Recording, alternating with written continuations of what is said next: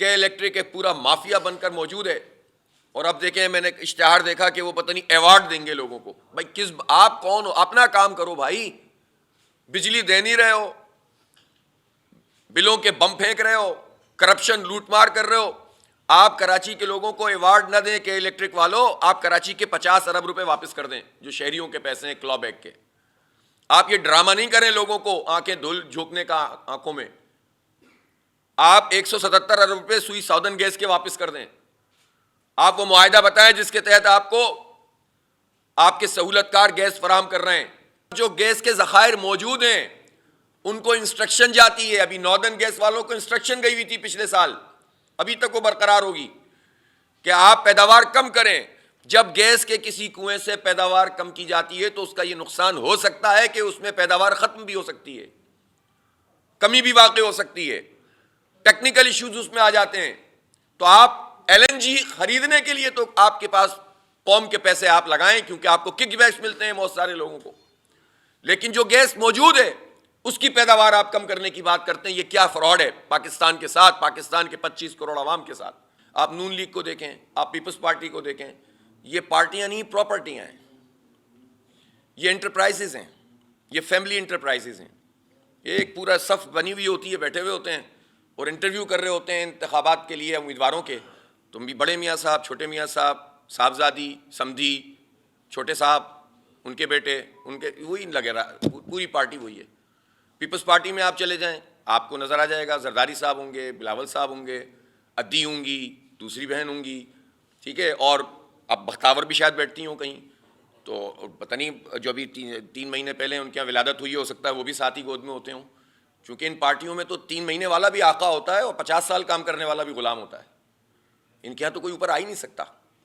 تو یہ جو فیملی انٹرپرائزز ہیں, تو جو پراپرٹیاں ہیں, یہ پراپرٹیاں جمہوریت کے نام پر ایک دھبا ہیں, کلنک کا ٹیکا ہیں. یہ اپنی پارٹی میں جمہوریت نہیں لا سکتے. یہ خاندان اور 40 وڈیرے. پیپلز پارٹی کیا ہے؟ ایک خاندان 40 وڈیرے, وہ بھی چھوٹے بڑے. تو وڈیرے ہلیں گے تو کافی کچھ ہل جائے گا, اور ہو سکتا ہے کہ اس دفعہ یہ ہونے جا رہا ہو. سندھ حکومت جماعت اسلامی کے بغیر نہیں بن سکتی, میں بہت واضح کرنا چاہتا ہوں.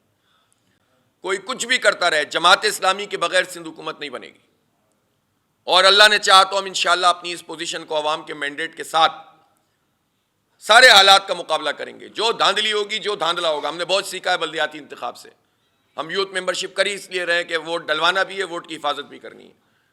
تو انشاءاللہ تعالیٰ پھر اس کے نتیجے میں سندھ کے اندر بھی, ابھی تو یہ مت ہے نا کہ سندھ کے اندر تو کچھ ہو ہی نہیں سکتا, سندھ میں تو کوئی تعلیم کا نظام بن ہی نہیں سکتا, سندھ میں تو کوئی صحت کی سہولت مل ہی نہیں سکتی, سندھ میں تو روزگار کراچی والوں کو مل ہی نہیں سکتا.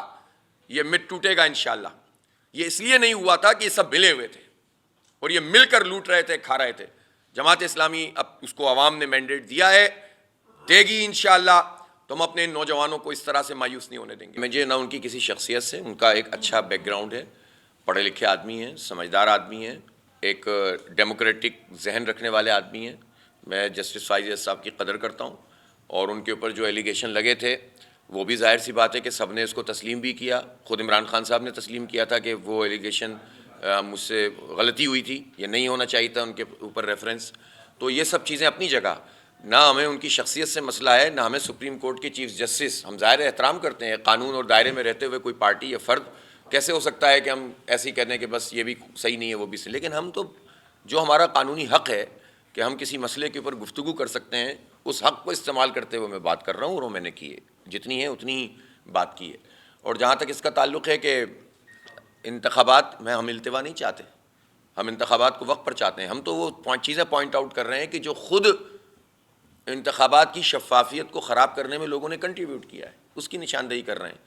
اس کا کوئی میکینزم بنا کر دے دیں, اس وقت پوری قوم قبول کرے گی. اگر آروز آپ عدلیہ سے کر دیں گے تو پوری قوم قبول کرے گی, ہر پارٹی قبول کر لے گی, سوائے ان پارٹیوں کے جن کو اپنی بادشاہتیں خطرے میں پڑتی ہوئی نظر آ رہی ہیں, جن کو بادشاہ سلامت بنا کر لایا جا رہا ہے.